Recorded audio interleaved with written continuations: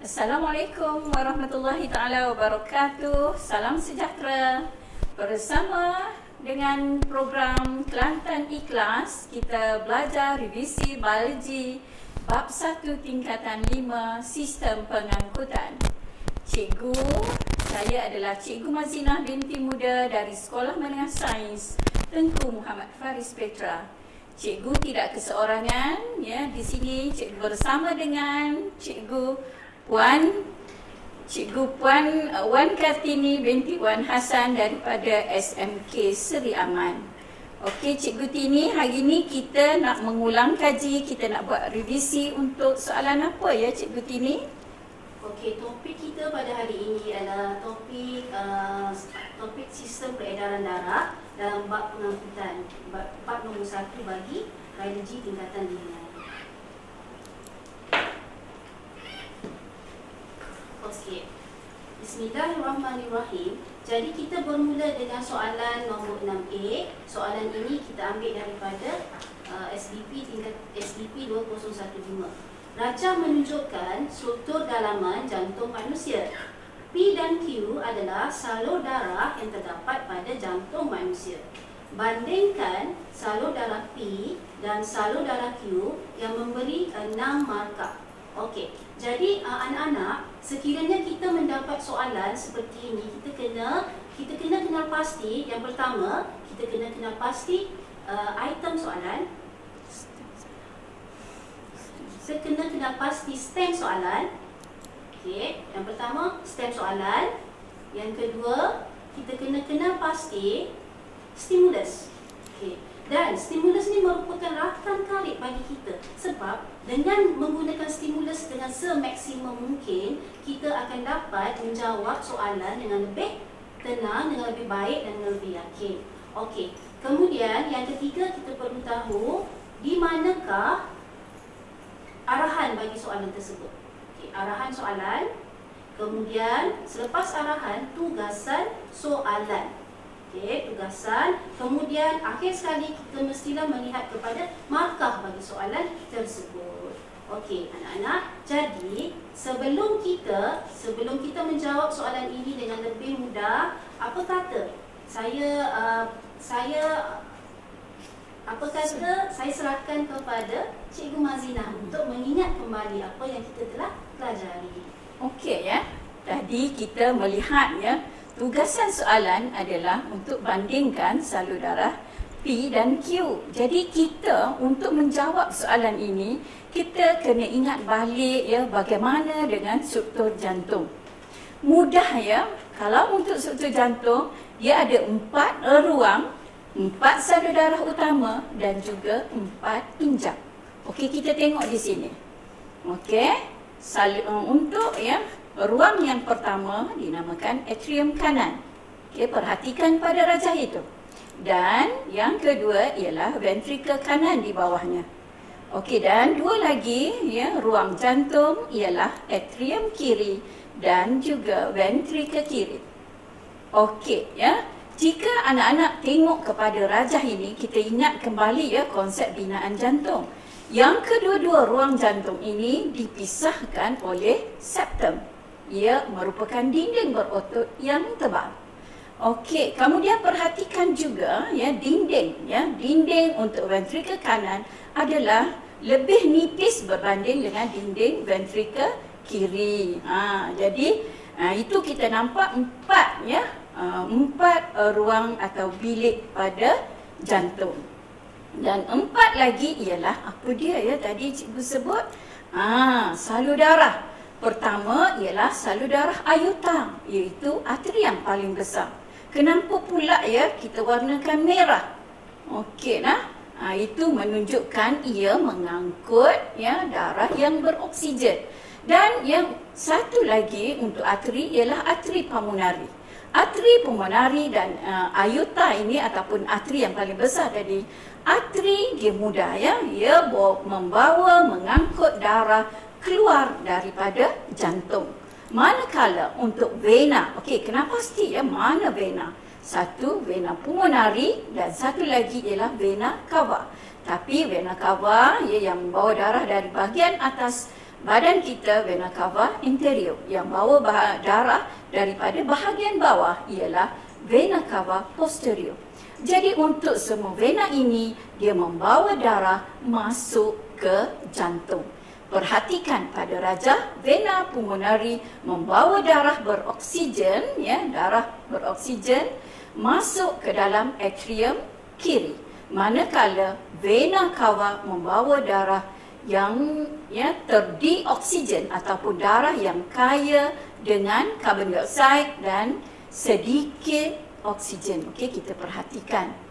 Di situ ya, tengok arrow merah itu anak panah merah menunjukkan aliran darah yang beroksigen.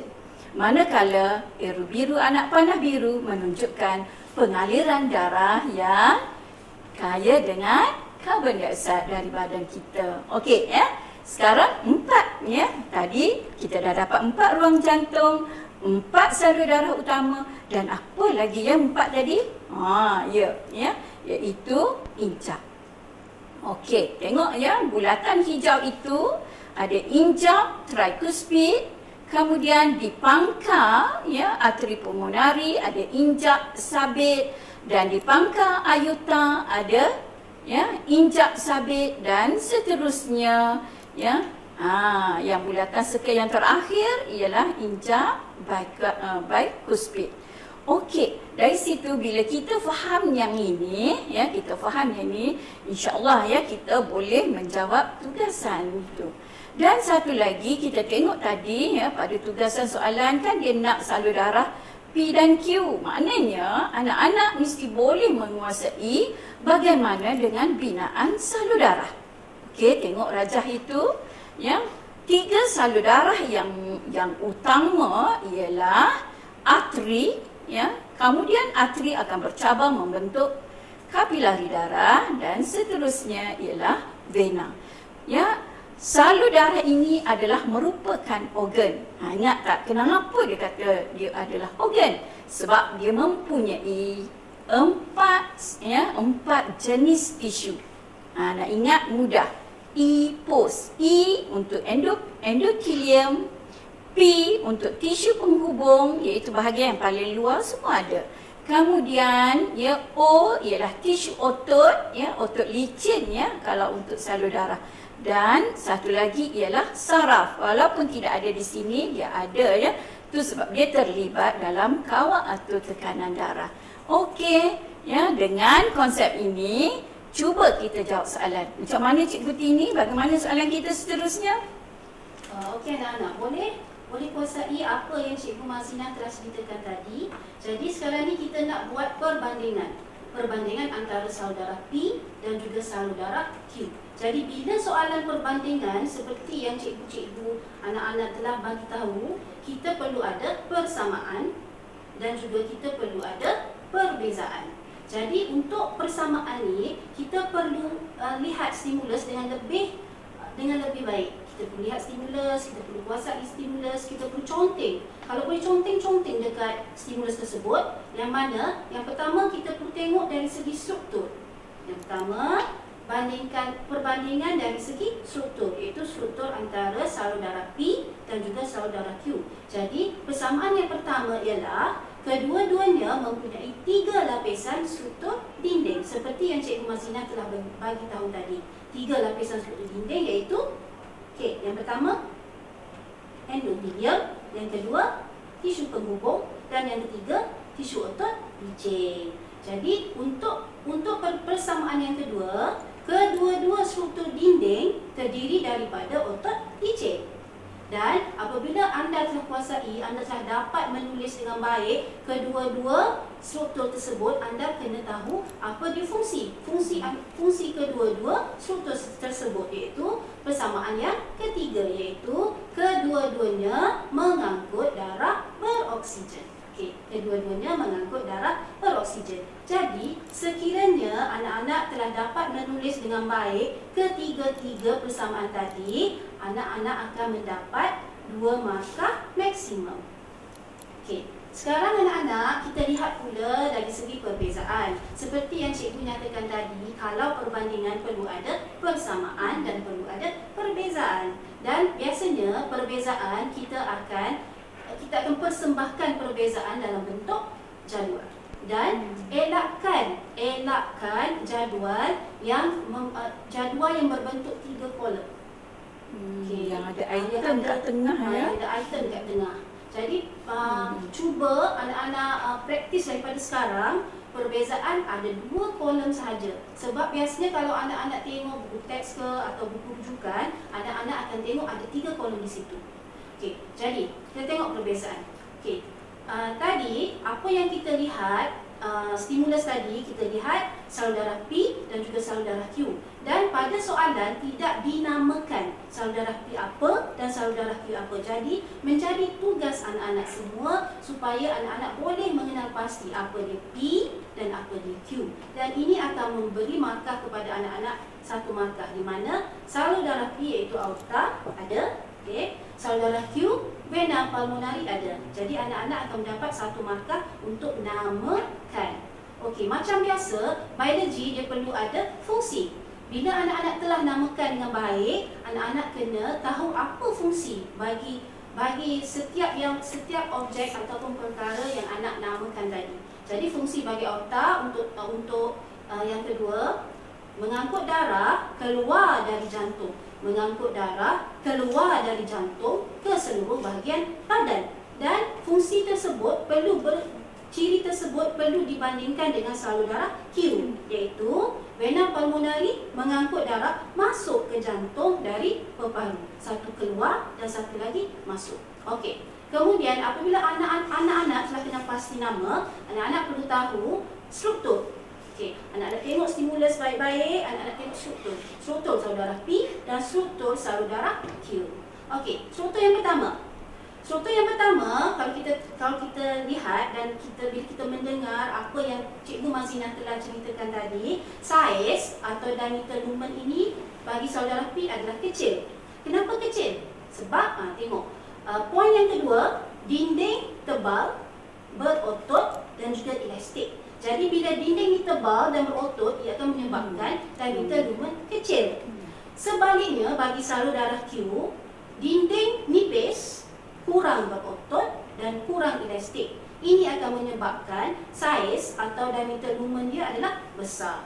Dan kedua-dua struktur ini, iaitu struktur lumen dan juga ciri dinding, menyebabkan fungsi bagi salur darah P, ia boleh menahan darah yang bertekanan tinggi. Menahan darah yang bertekanan tinggi. Manakala salur darah Q, dia boleh mengangkut darah yang bertekanan rendah. Sebab apa dia boleh mengangkut darah bertekanan rendah? Sebab dinding nipis, saiz lumen besar.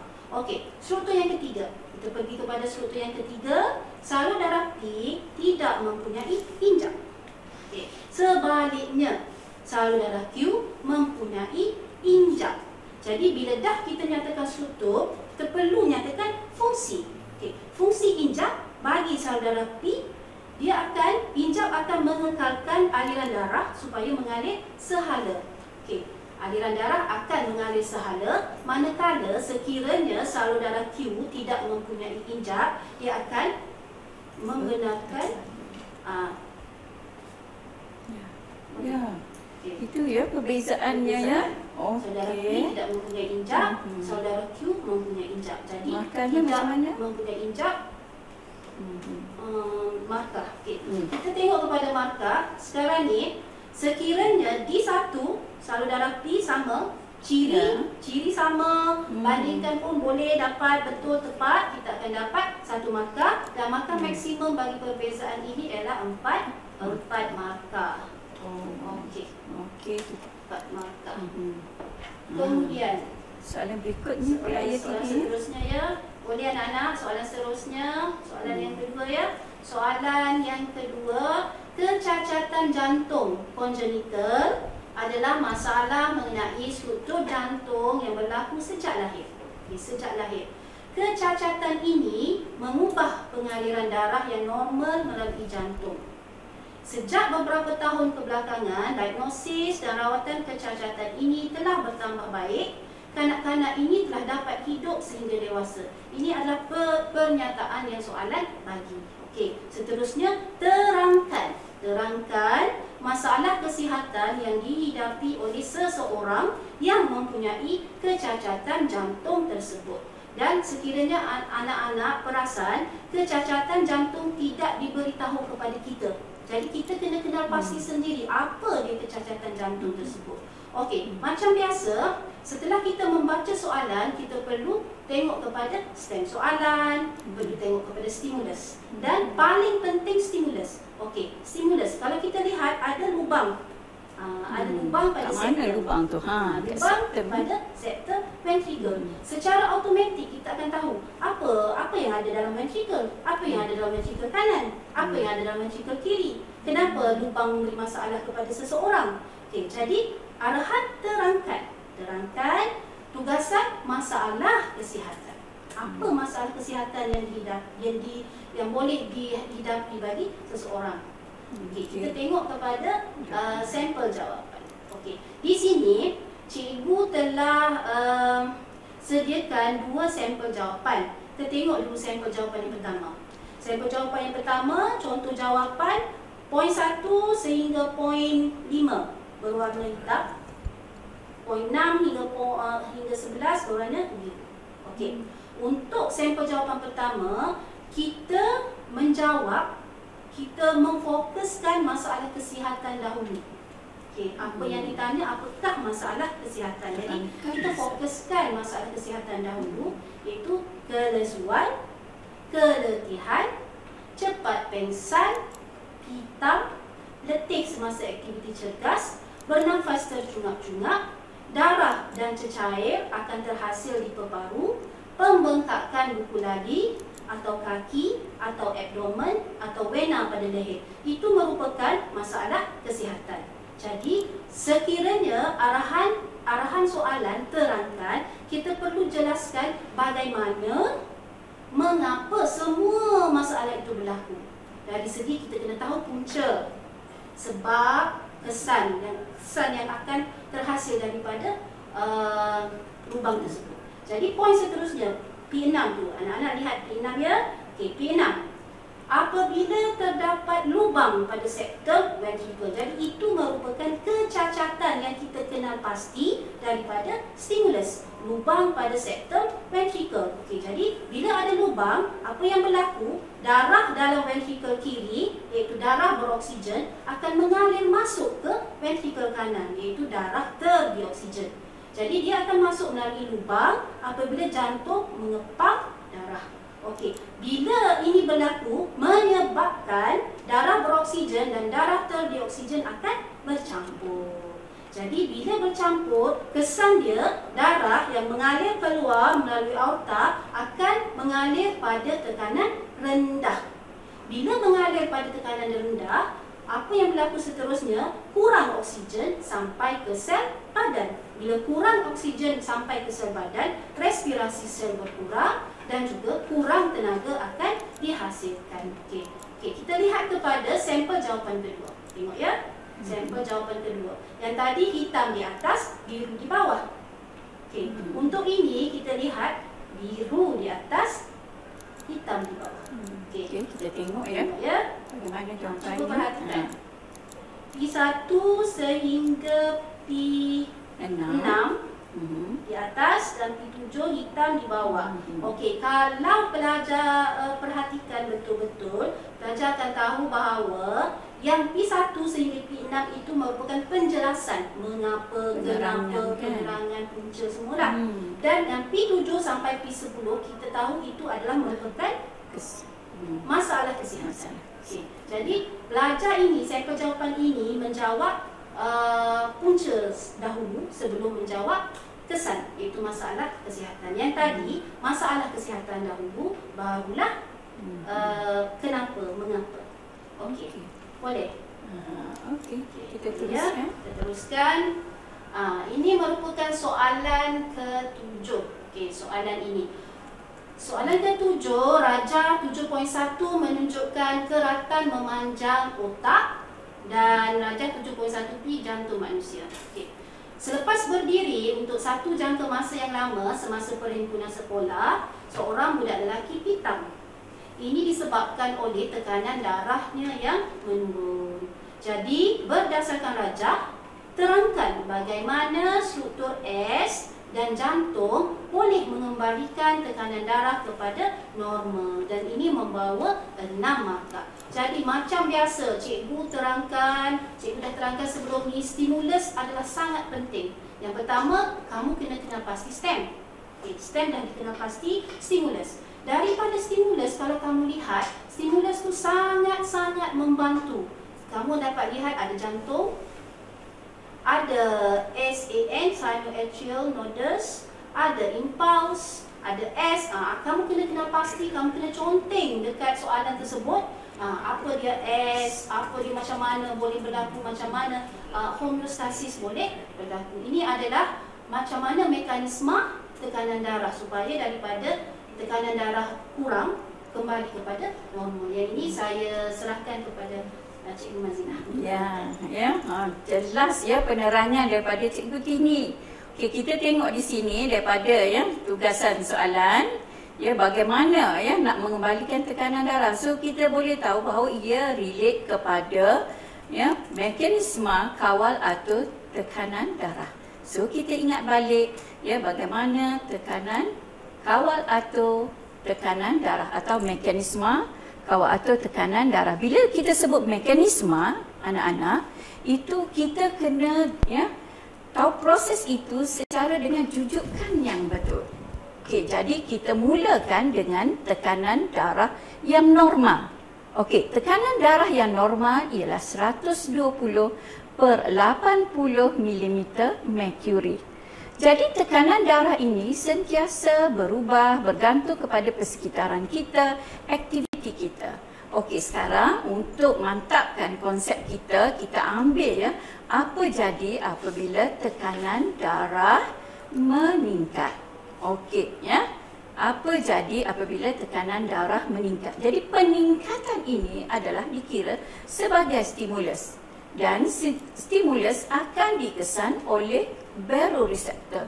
Di mana baroreceptor? Anak-anak kena tahu untuk menjawab soalan ini.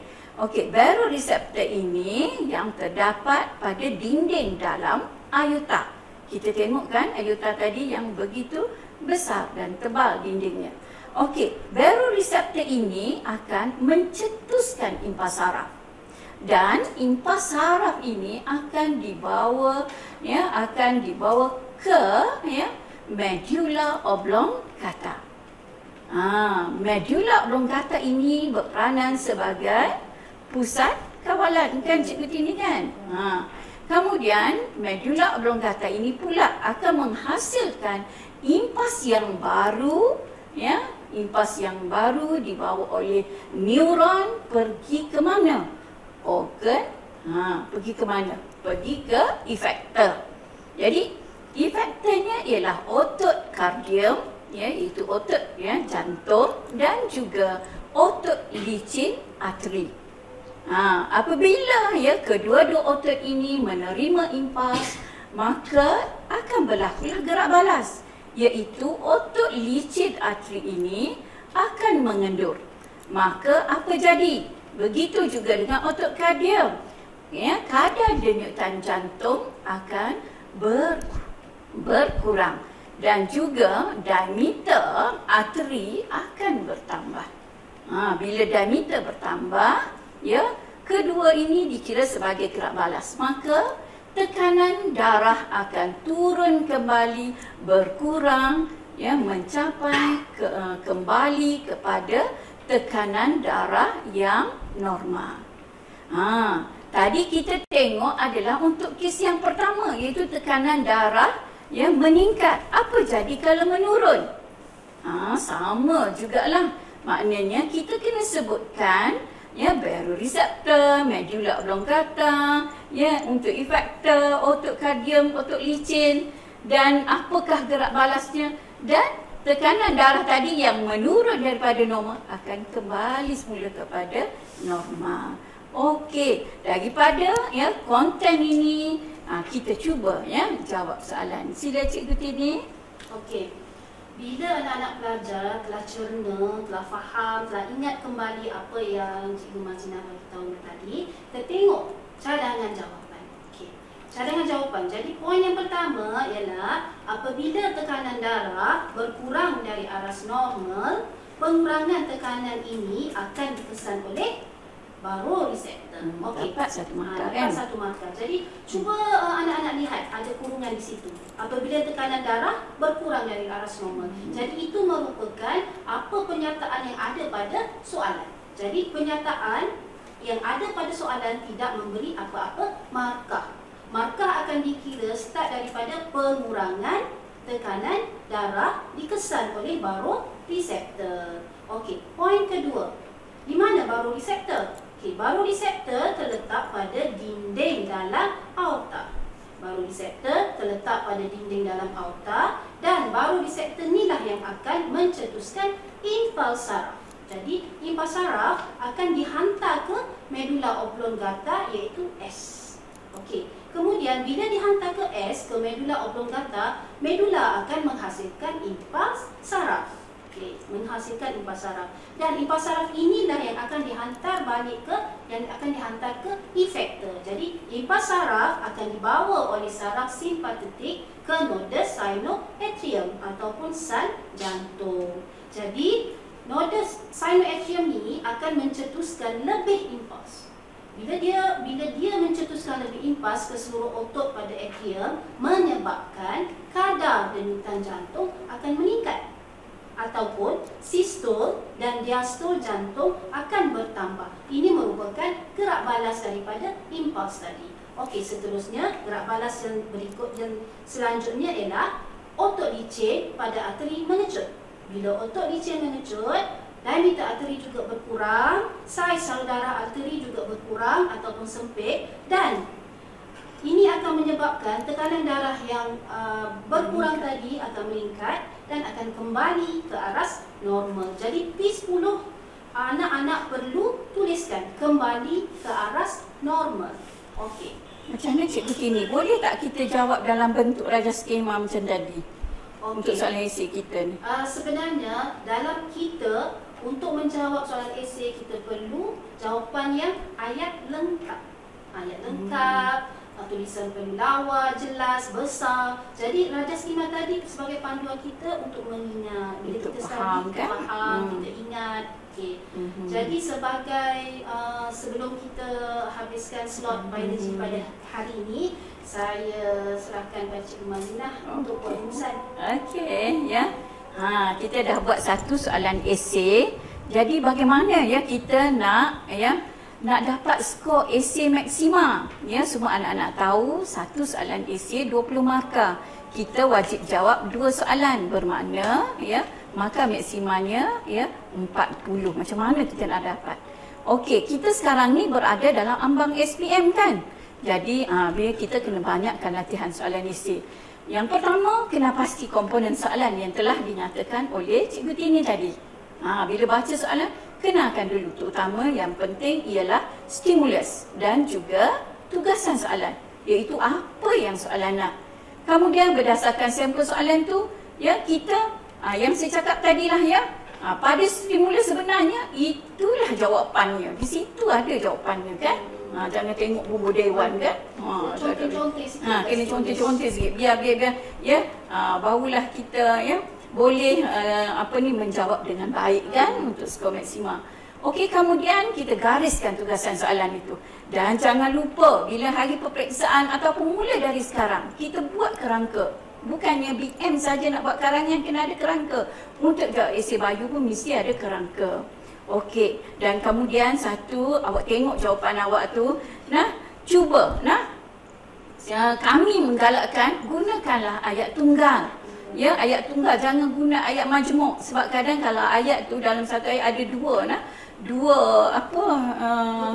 dua pernyataan. Mungkin pernyataan pertama dapat markah, diikuti dengan pernyataan yang salah, maka berlakulah WCR, wrong cancel right. Maknanya pernyataan yang salah itu boleh membatalkan pernyataan yang betul, rugi kan. Lebih baiklah buat 2 ayat yang berasingan. InsyaAllah anak-anak, dengan banyakkan latihan, kita boleh melihat kesilapan kita. Dan ya, untuk essay yang baik, untuk masa kita belajar, gunalah akronim ataupun analog ya, yang memudahkan kita untuk kita faham. Contohnya macam tadi ya, katalah ya, macam mana ya, selalu bertukar ventrikel kanan ke ventrikel kiri yang dindingnya nipis. Mudah. Ventrikel kanan, N di belakang maknanya nipis. Maka ventrikel kiri ya, tebal dindingnya. Ya, banyak lagi, mungkin cikgu-cikgu awak ya ada bagi tahu untuk penggunaan akronim dan analog dalam kita ya saat-saat dekat PISA ni kan. Okey, Cikgu Tini, kita ni dah nak habis kan. Yang seterusnya apa ya? Okey ya Cikgu Tini. Selamat menghadapi peperiksaan. Moga menjadi kebanggaan ayah, ibu dan sekolah. Wassalamualaikum warahmatullahi taala wabarakatuh. Good luck. Good luck.